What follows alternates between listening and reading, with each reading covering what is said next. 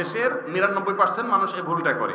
সেটা হলো ইমামের কোনো ভুল হলে মুক্তাদিরা পিছন থেকে কি বলে তার ভুল ধরবে, লোকমা দিবে কি দিয়া?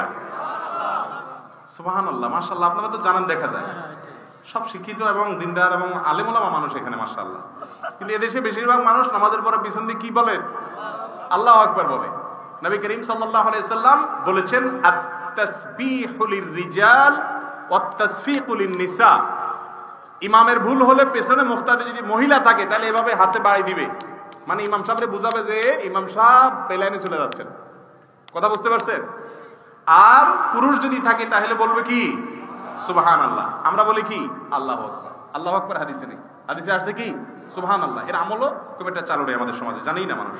এটা হলো প্রথম কথা। দ্বিতীয় কথা হলো, ইমাম সাহেবের ভুল হয়েছে, মুক্তাদিরাও লোকমা দেয় নাই, নামাজ শেষ হয়ে গেছে, এখন কি করবে? উত্তর হলো, দেখতে হবে ভুলটা কোন ধরনের।